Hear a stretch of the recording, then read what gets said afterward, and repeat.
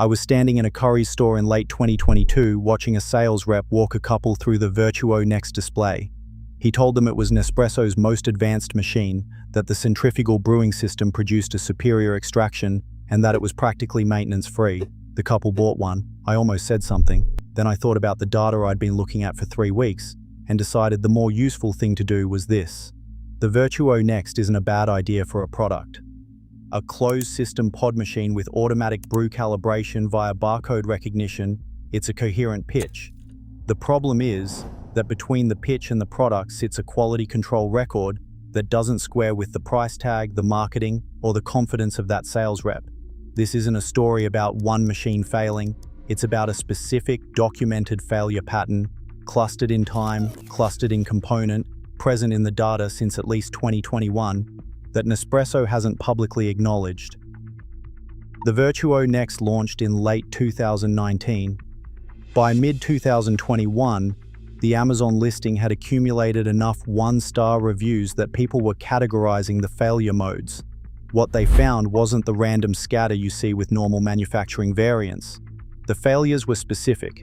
The machine stops recognizing pods. The motor produces a grinding sound roughly 2 to 4 weeks before complete failure. Water appears at the base seal, not from spillage, from internal leakage. These failures were showing up within the first 3 to 6 months of purchase, not after years of daily use. That window matters. When a consumer appliance fails in the first 6 months, it's almost never user error or wear. It points to a component specified below what the application demands, or a design tolerance that doesn't hold under real-world conditions. Engineers call this infant mortality, the failure curve that appears early in a product's life before stabilizing into the normal wear and tear zone. A washing machine that fails at month 4 is a fundamentally different kind of problem from one that fails at year 7. The Vertuo Next's complaint clustering has sat firmly in the infant mortality zone consistently across multiple production years. The failure modes also correlate in a way that's diagnostically significant. Barcode reading failures and base seal failures don't typically cluster together unless they share a common upstream cause, a manufacturing process, a supplier, or a design constraint putting simultaneous stress on multiple components. When 2 distinct failure types appear in the same product population in the same time window, you're not looking at bad luck, you're looking at something systemic. The barcode reader sits at the center of most documented brewing failures. Every Vertuo pod has a barcode on its rim.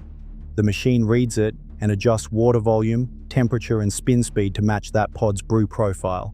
That's the entire functional premise of the platform. The barcode is what makes it work.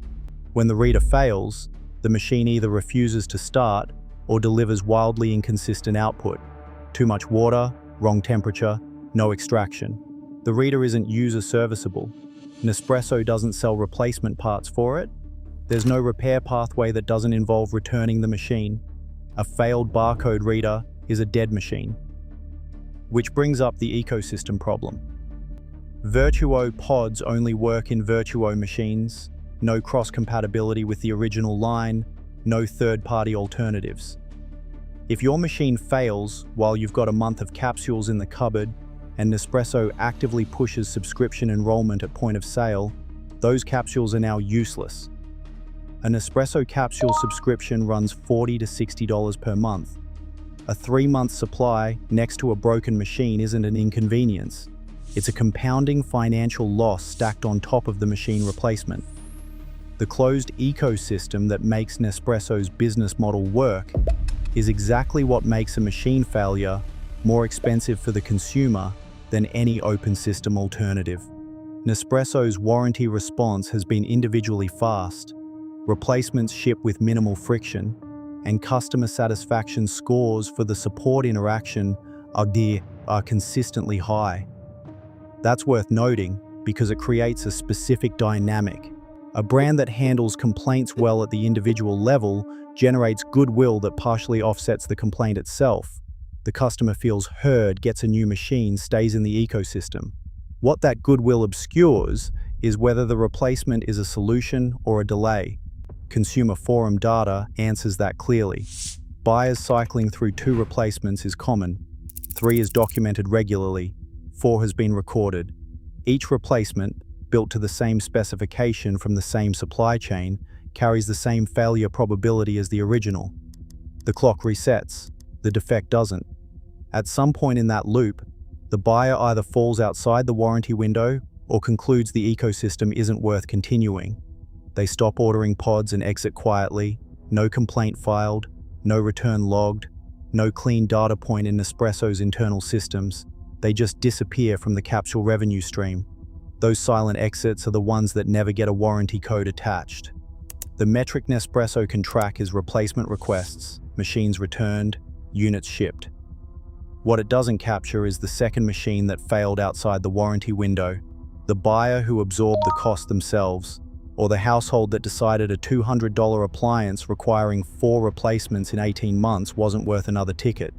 That population is invisible to brand-side data and entirely visible in consumer forums, where the 2, 3, and 4 replacement pattern is documented with timestamps going back to 2021. The forum data and the warranty data are measuring different things. The forum data is probably closer to the real failure rate. The contrast with Nespresso's original line is what makes the Vertuo situation specific rather than a general brand reliability story.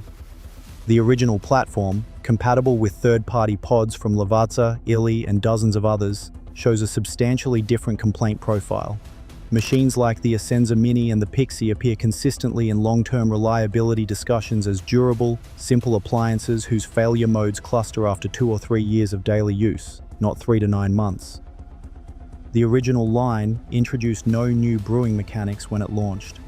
The Vertuo line introduced 3 new systems simultaneously: centrifugal extraction, dynamic brew calibration via barcode reading, and a new pod format with a different sealing mechanism. The original platform launched in 1986. By the time the Vertuo arrived in 2019, the original had 33 years of incremental refinement behind it: pump upgrades, seal improvements, thermal management changes, across a system whose fundamental brew mechanics hadn't changed. The Vertuo had none of that. Every component was new, every tolerance was first generation, and the barcode reading system the entire platform depended on had no predecessor in the Nespresso lineup to draw reliability lessons from. Rolling all that complexity into a single platform and scaling immediately to global retail distribution compresses the real-world validation window to essentially nothing. The consumer market becomes the test environment. That distinction matters because it rules out the obvious defense. This isn't a brand that can't make reliable machines. The original line evidence says otherwise. The Vertuo reliability problem is specific to choices made during Vertuo's development: which components, which tolerances, how quickly to scale before those tolerances were proven. Here's where this connects directly to you. The Vertuo Next is still being sold. Today, it's on Nespresso's website, in Currys, in John Lewis, in Best Buy. A sales rep will walk you through it with the same confidence that rep in 2022 walked that couple through it. There's no public statement from Nespresso acknowledging a design defect in the barcode reader or the base seal. No CPSC recall, no service bulletin. The new Vertuo Up launched in 2026 at $229.99, their most capable Vertuo yet, but the Next remains available, discounted, still the entry point many buyers land on. A machine from current retail stock has an unknown relationship to the documented failure population.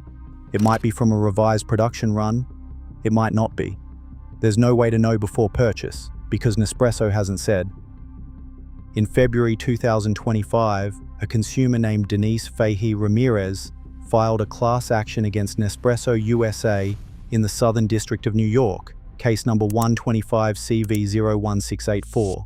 She paid $163.71 for a Vertuo Next in December 2021, plus roughly $200 in capsules. The machine started leaking hot water and coffee within about a month. 7 separate customer service interactions produced no lasting fix.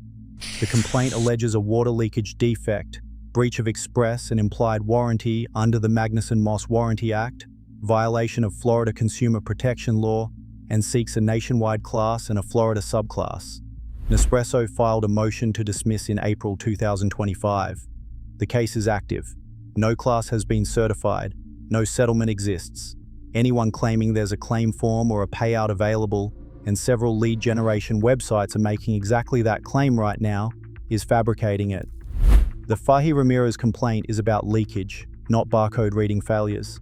That's an important distinction, and it's also illustrative. Two separate failure modes, leakage and pod recognition, are generating two separate bodies of consumer documentation, one of which has now reached federal court. They may or may not share a common cause. What they share is the same product, the same early failure window, and the same absence of any public acknowledgement from the brand. Nespresso's segment revenue was 6.4 billion Swiss francs in 2024, growing to 6.481 billion in 2025, 6% organic growth, double-digit expansion in North America. The brand isn't struggling. The installed base is large and getting larger, which means the failure population, even as a modest percentage of units, is a large absolute number of machines. The financial stakes of publicly acknowledging a systemic defect scale with that base. Nespresso's economics run primarily on capsule sales, not hardware. The machine is the access device, a key that unlocks the monthly consumable revenue stream. Every owner who exits after a third failed replacement is a permanent loss that warranty return data doesn't capture cleanly. The response pattern, fast individual replacements, no public acknowledgement, no recall, no service bulletin, is exactly what that incentive structure predicts. It doesn't require bad faith, it's just the math. I thought about saying something to that couple in Curry's. The sales rep wasn't being deliberately dishonest. He probably hadn't read Denise Fahey-Ramirez's federal complaint or cross-referenced barcode reader failure threads across 3 years of forum posts. The machine looked good on the display, it brewed a pod cleanly, the marketing is polished. None of that changes what 7 customer service calls couldn't fix. None of it changes what the failure timelines show, what the forum documentation covers, or what a federal court in New York is now being asked to assess. The couple left with the machine in the box. The data says it was more likely to fail than they were told.